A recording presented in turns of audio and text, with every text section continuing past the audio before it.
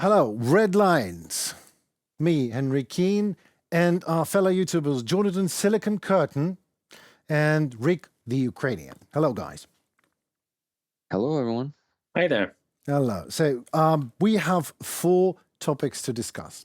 I suggest we invest 15 minutes on each. What do you say? I name the topics and we just start from that. Is that all right with you? Of course. Good. So Sounds first, good to me. yeah, Zelensky is in the United States to talk and to present victory plan. That's the first topic. Second one, Torapets and Tikhoretsk. I love the videos. And all Russian, there's what we call it, an attempt of flying for Samad missile, whatever that was. Then third topic, Iran presented new drones and the reaction of the West on it. And topic number 4, Russia and China. Do you believe they will take part in peace summit? So, a peace summit. I would rather start with Zelensky's visit. So there are so many victory plans around. Even China, I believe, has a victory plan for Ukraine.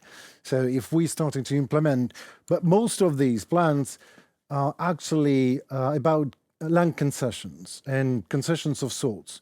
So do you think that any victory plan, but Zelensky's victory plan is actually about Ukraine's victory? I think we lost Jonathan for a moment.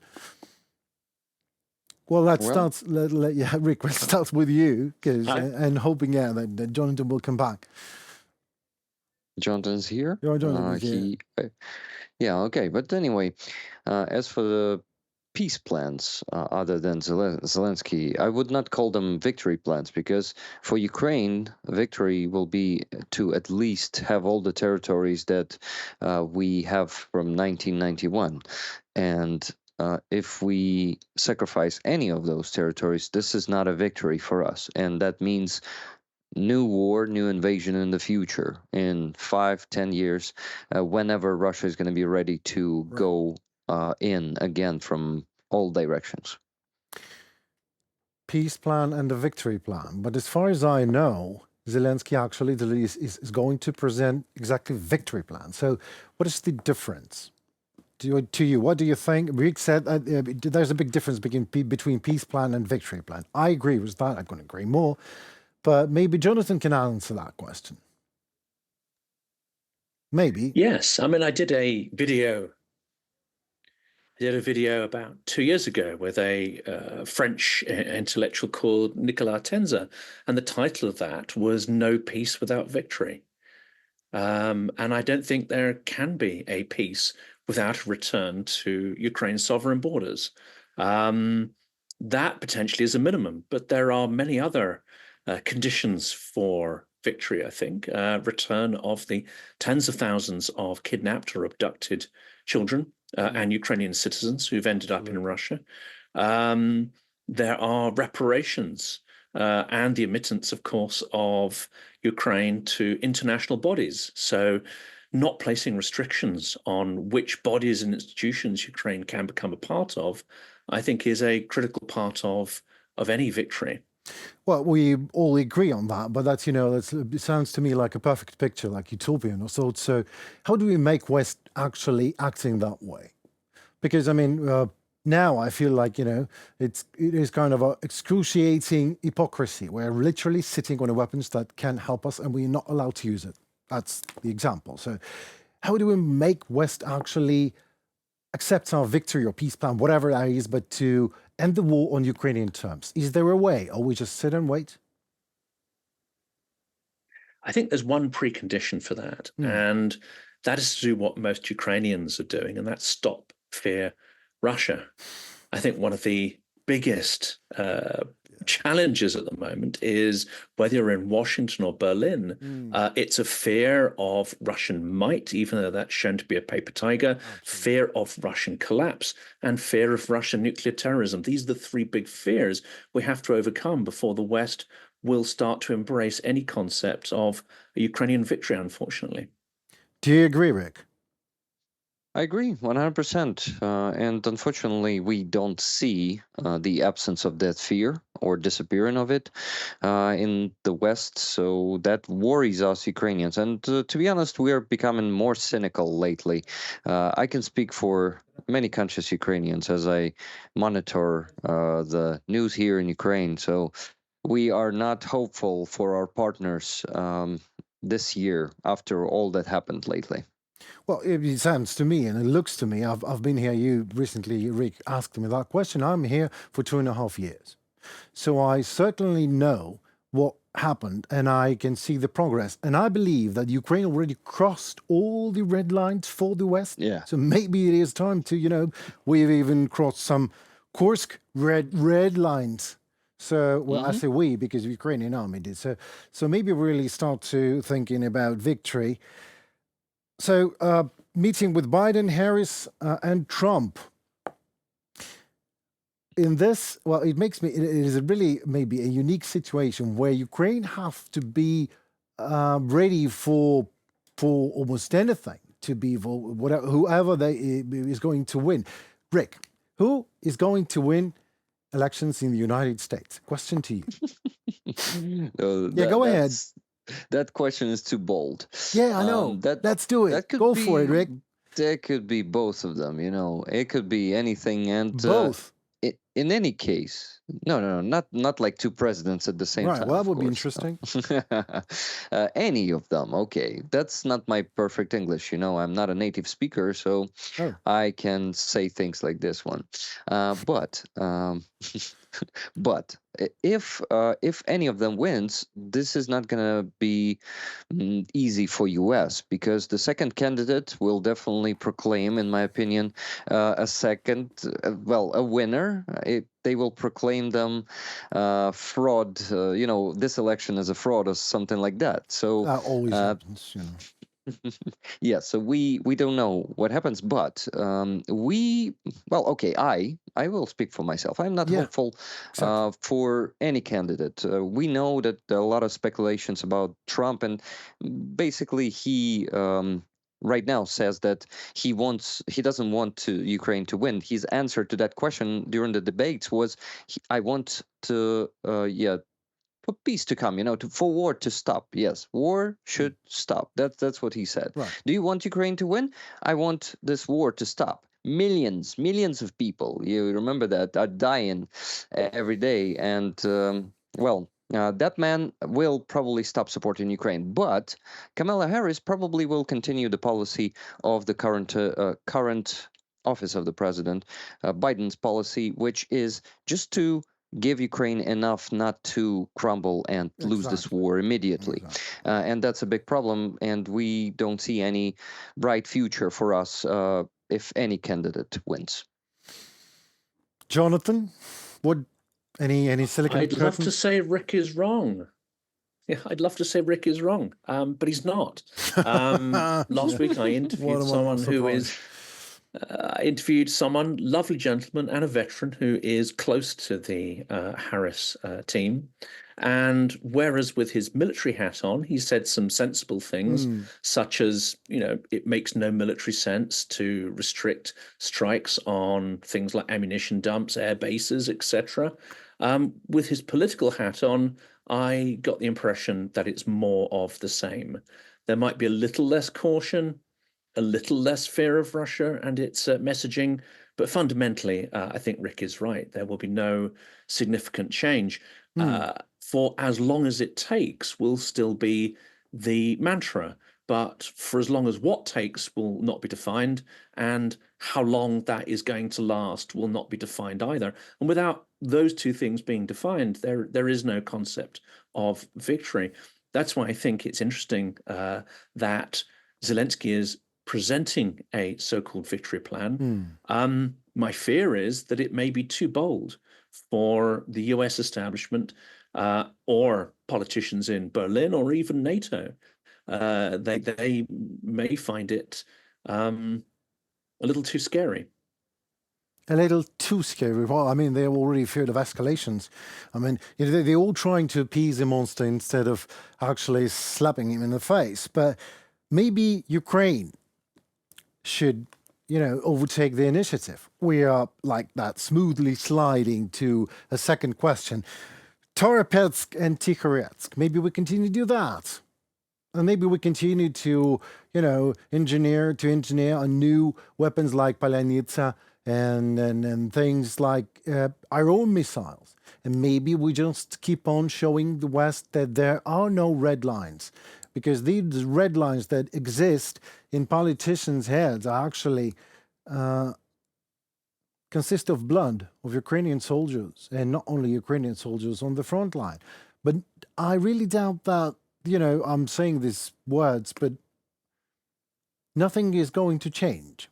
And if nothing is going to change, Ukraine can change it for itself. Yeah.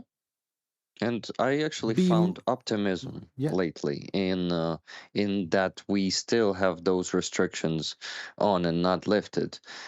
We right now are forced to develop technology faster, to do it bolder, to do the Right. attacks bolder, to develop our own ballistic missiles, our own cruise missiles. So it is actually I finally found optimism in that you see these restrictions, they will give us the boost, they will give us the Yep. opportunity to actually take the initiative with our own hands by ourselves. And jumping in there, I think that's absolutely the case. I think Kursk has shown that Yep. Ukraine can change the dynamic, can change the narrative, can change the entire mood, not only of its civilian population, but its military population, by taking a little bite out of Russian territory. But in order to translate that into a victory, I think it will take two things. And this is perhaps where allies can help, because one of the things that the US has done, which I think we can actually congratulate them on, in the last sort of 6 months, they have started to enforce secondary sanctions. And many Chinese banks and companies have got much more timid than they were before about actually working with Russian institutions. Of course, Nabulina and others are putting a real spin on this, as usual. Propaganda is out there, the IMF helping to support it, suggesting the Russian economy is strong. I don't think it is. I think it's fragile and weak. If the US can actually tighten its hands around the neck of the Russian economy, that is something they can do without fearing, I think, repercussions. That's not a red line. They can do that. They can enforce that even tighter. The EU must do the same and prevent goods from traveling through Central Asia and so on, as they've turned a blind eye to that. If the US does that and Ukraine forces mobilization in Russia through operations like Kursk, then that will deal, I think, a double blow to the Russian economy. Unfortunately, I don't think Ukraine will win the war and get that comprehensive victory on the battlefield. What it will be able to do is to inflict pain, economic pain, on Russians to the point where they decide this is no longer worth it. And even though they live in a dictatorship, that dictator is constantly sounding their views, constantly trying to assess whether he still carries the population with him. So if that pain threshold can be reached, increased to such a point, and the economy is on collapse, which potentially threatens his regime, then I think we could see some change or even realistic negotiation. Right. Well, tighten their hands on Russia's economy neck. I just love that. What do you think? Is Russia, I'll just go straight forward. Do you gentlemen think Russia is still nuclear capable because of that Samad was trying to fly and exploded in the shaft? And what happened? Because 6 of the 7 flights were unsuccessful recently, so maybe we're talking about Russia is not nuclear juggernaut, as it is just another paper tiger in terms of nuclear. Do you think that is the case, Rick? Well, I don't know much about their nuclear program, but I know that they failed, definitely. They failed the launches of Sarmat. Right. That's right. Yes, but the problem is they still have those old nukes. Of course, it's not, they may not work. We don't know. and we can only speculate. But what I know right. is that they are constantly bluffing and using the nuclear blackmail only to threaten and to bully everyone around them, especially United States. And Biden, it seems for us Ukrainians, Biden fears those threats. Unfortunately, he is building up all the politics to not let Ukraine win completely on that. He's afraid of nuclear weapons being used by Russia, and I think it doesn't matter how effective their nuclear program is and how what potential it has. If they have nukes, that's enough to scare Biden and his administration, Right. in my opinion. Yeah, and we also have to be careful anyway. We're just speculating here and talking.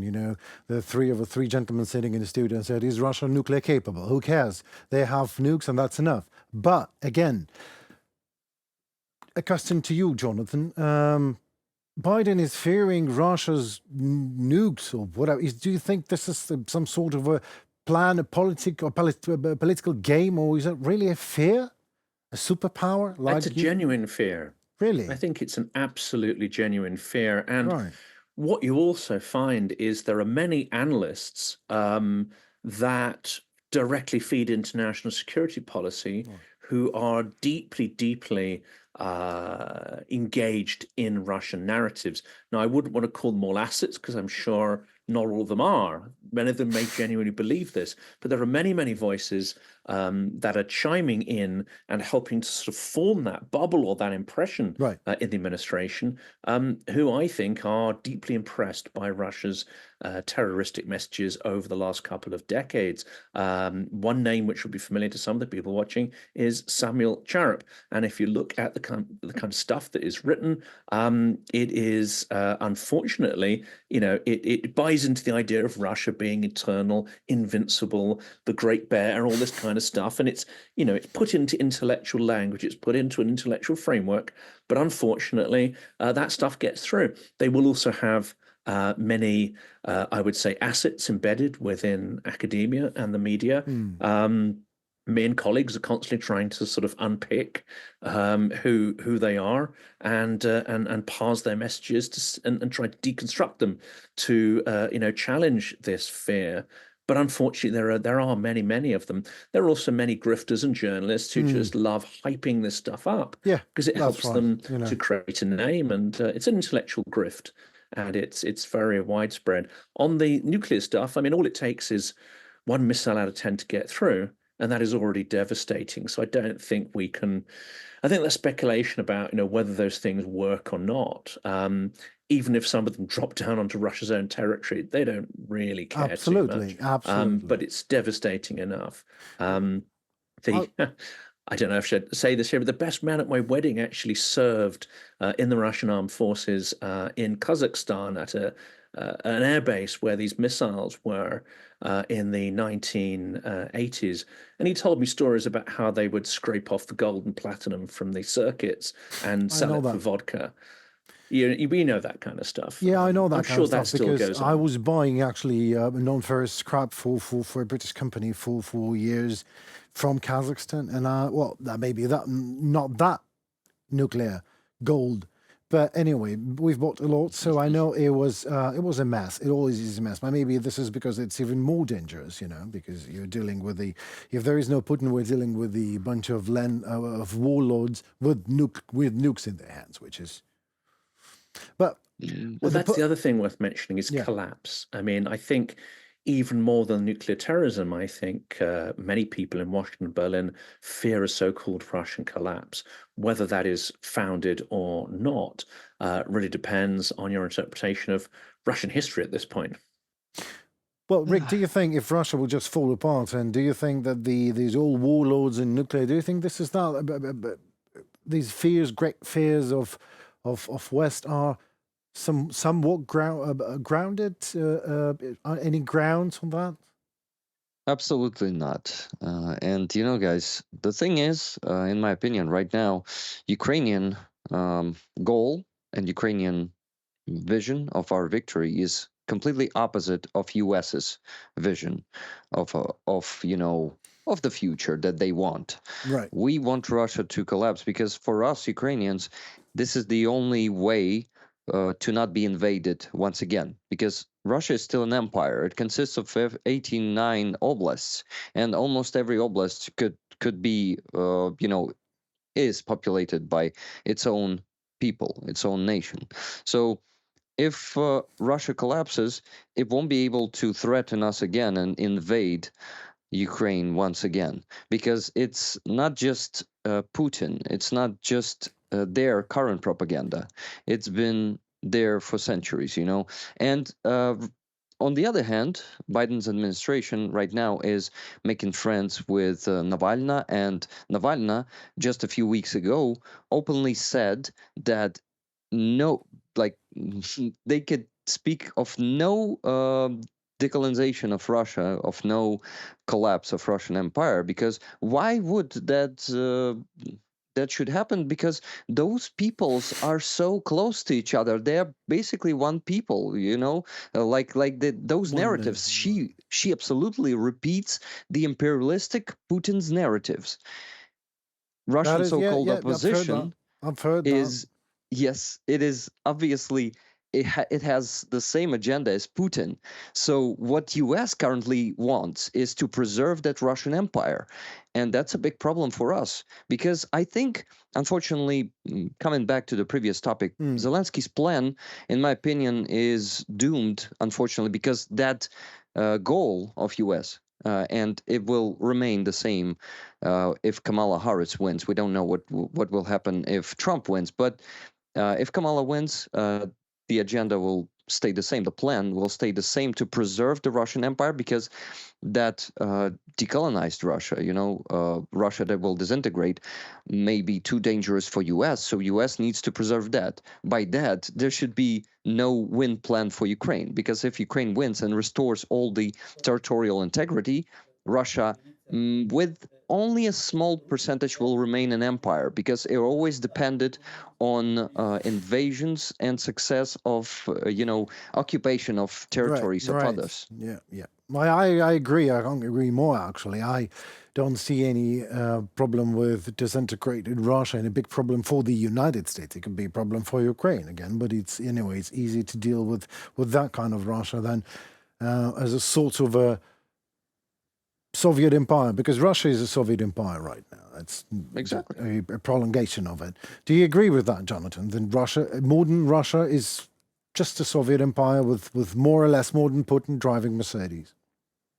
I've held this view for some time. And in fact, the Soviet Union was a continuation of the Russian imperial project. And they just found an ideology that allowed them to pull the wool over people's eyes for another 70 years. I mean, Rick and I have spoken before, but Rick will also know that my opinions on this are not necessarily representative of the majority of Westerners. I think this is far worse in some ways even than Rick outlines here. You'll remember after COVID, when they had, certainly in the US and the UK, many companies were paid to just carry on going, even though those companies were no longer economically viable. They were called zombie companies. And eventually, when the COVID payments stopped, they allowed some of them to go to the wall, because you can't have a healthy economy if you have zombie companies, and a large number of them. Yeah. Well, Russia is a zombie country, and the US is artificially keeping it alive.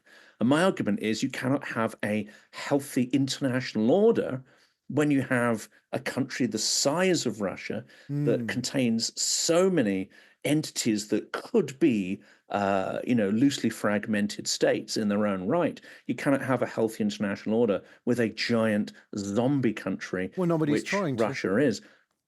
Nobody's trying to. But the US is determined. Right. Well, you do. Yeah. Well.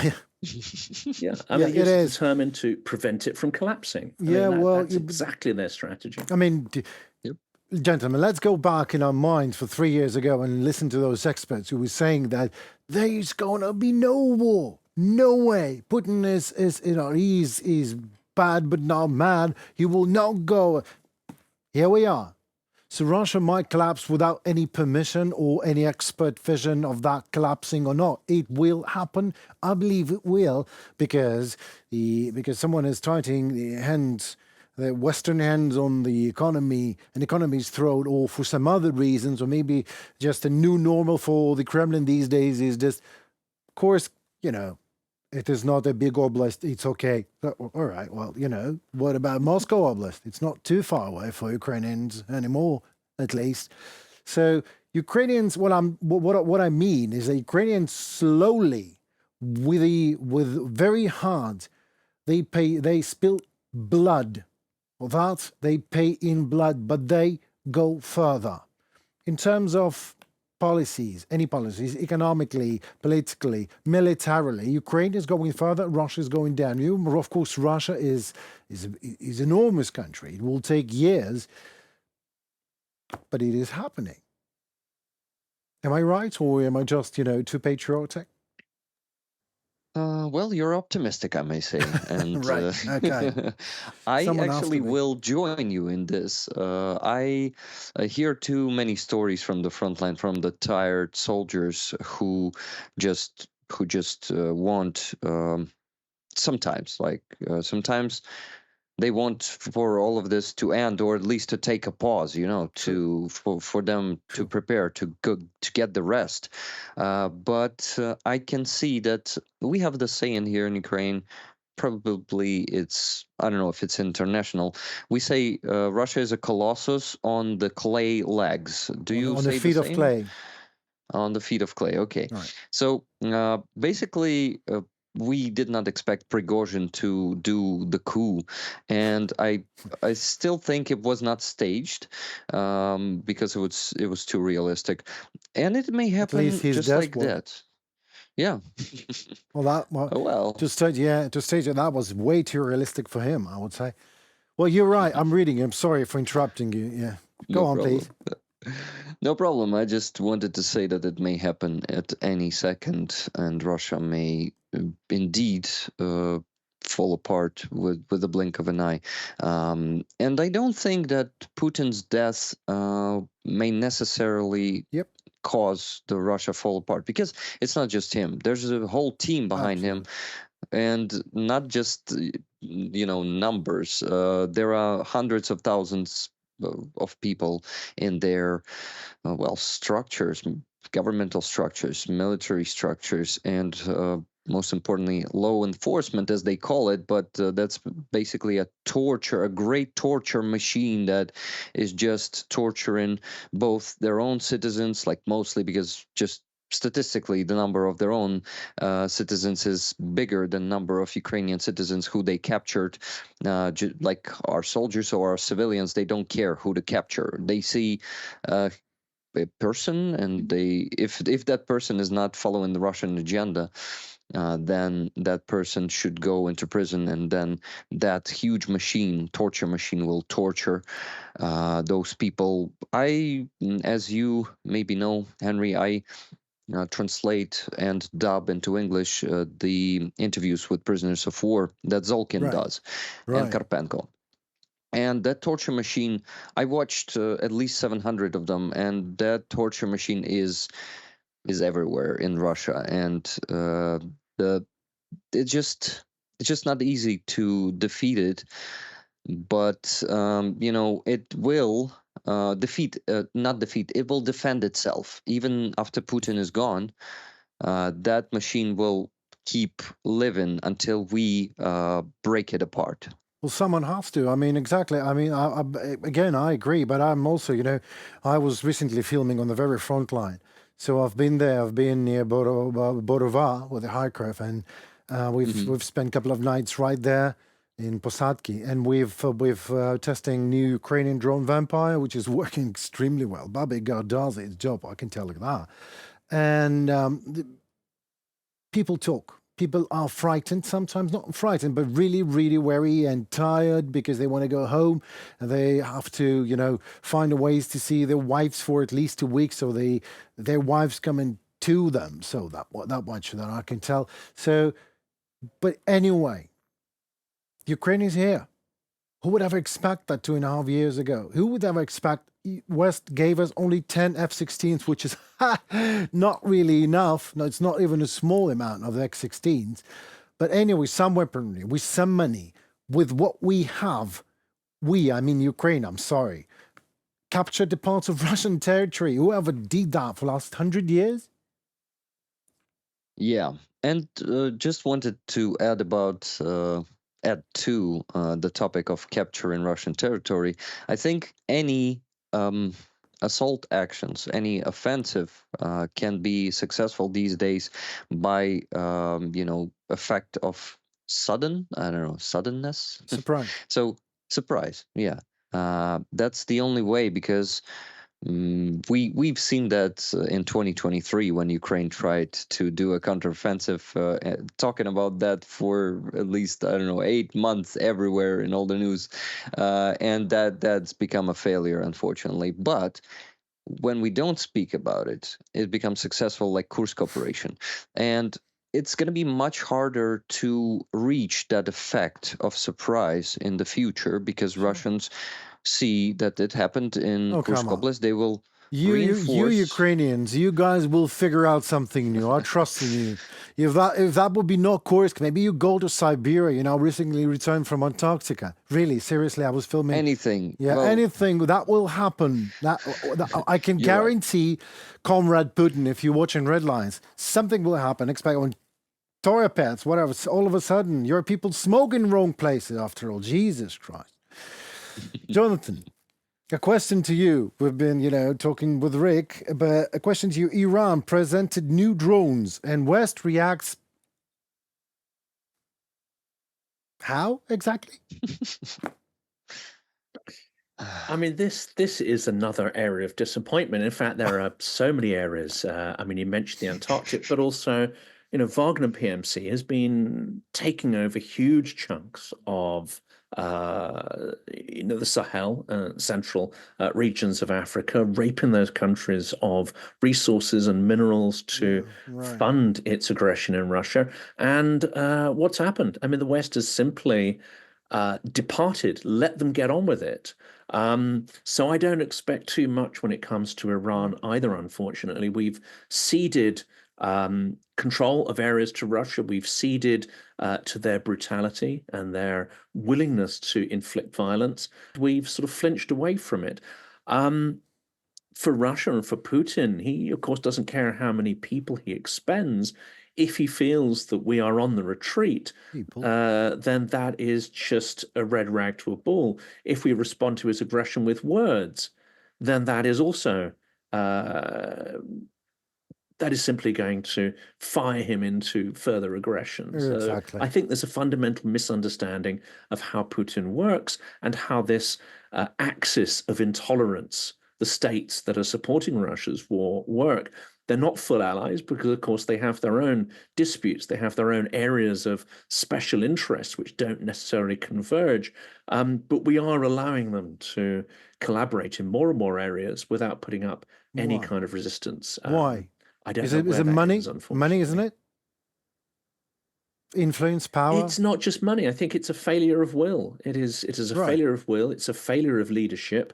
Our leaders at the moment are not leaders; they're managers, and that's why these messages of caution and timidity really strike a chord with them, because Right. it's like, they're looking for an excuse not to take action, and they will find plenty of excuses. Whereas a leader will not necessarily need a pile of evidence in order to Exactly. do something. They will essentially just get on with it. But we do not have any people like that. We have Well, no we have. Churchills.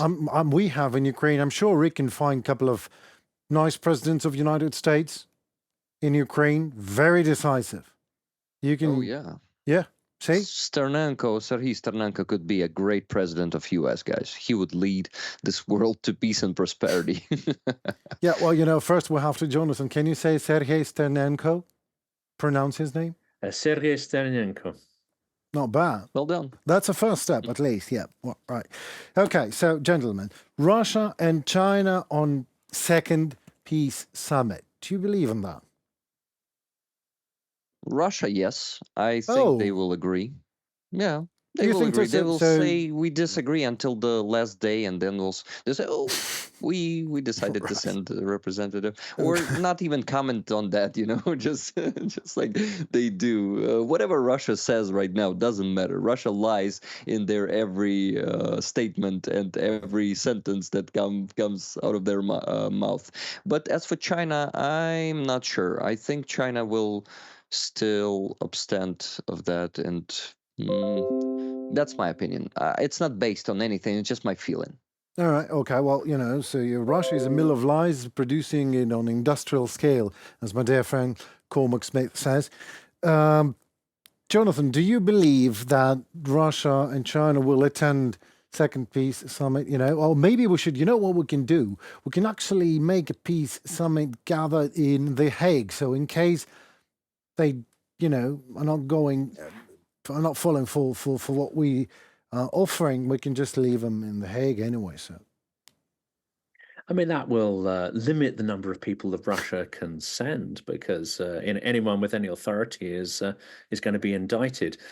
No, I think China may not go for one reason, in that if it goes, it might feel it has to commit to something concrete, and that is always going to be a risk.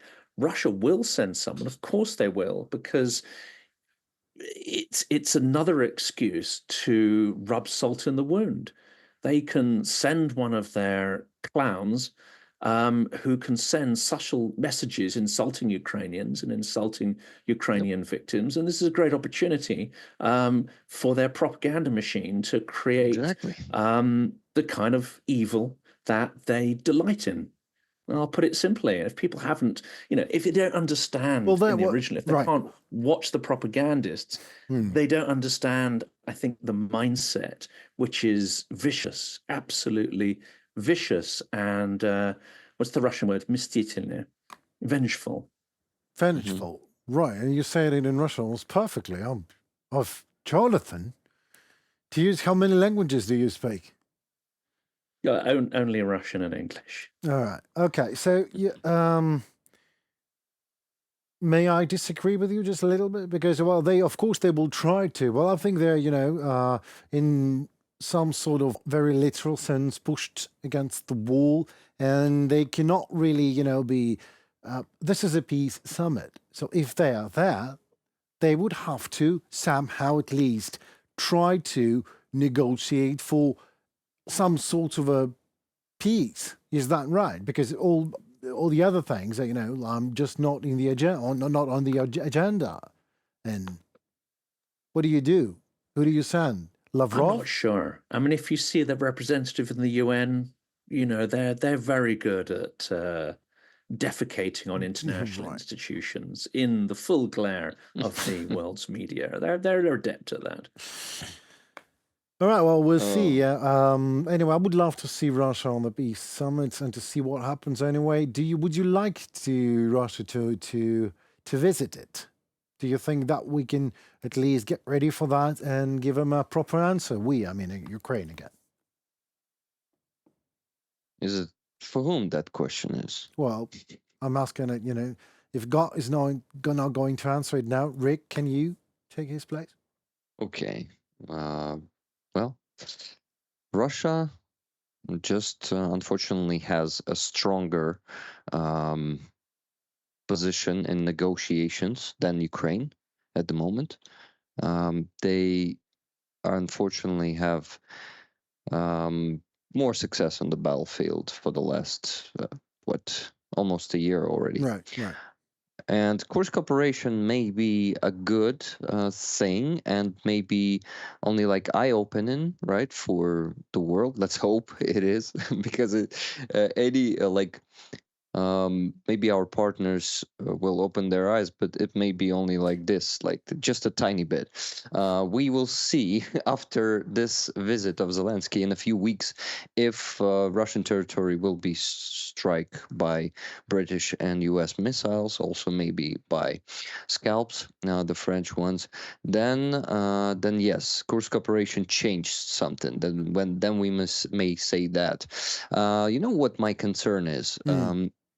Zelensky bringing the peace plan right now to Biden, Kamala Harris, and Trump. He is planning to show it to all of them, and I really hope that he won't be doing it in details because there are so many spies there, and given any information about our operations to our partners is a potential risk, and 2023 showed it perfectly that it's a potential risk of the information leak, and as a result, this peace plan will definitely go down and won't be successful because Russians will know everything beforehand, and we have no chance. So I really hope Zelensky won't be going into details what operation on Russian territory is going to happen next, and what how our partners can sabotage it, because definitely Biden is not interested in that operation to be successful, because it brings the Russian disintegration closer. You see.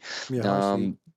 So how I lately describe the actions of our partners is sabotage. Unfortunately, the slow supply of ammunition, then pause for 9 months in supplies, that even 12 guys. Zelensky said it in one of his interviews that it took 12 months to supply us with weapons that we needed.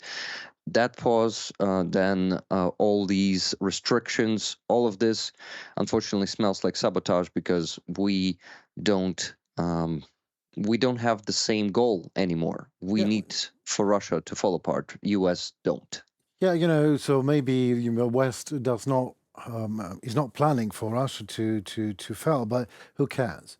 Again, so Ukraine must have its own plans, and we're just going forward with that with what we have. And yes, we say thank you. We say thank you, the Great West, for the help.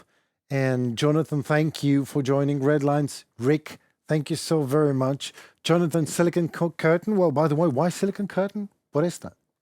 It's like the Iron Curtain, but it means that Russian BS is in your device wherever you are, and that was the idea behind it. Right, well, that's good. Well, Rick the Ukrainian, no questions about that. Me, Henry Keenan, Red Lines. So thank you so very much, gentlemen, for speculating on these Red Lines themes with me. Thank you. Thank you. Goodbye. And Slava Ukraine. Героям слава. Героям слава.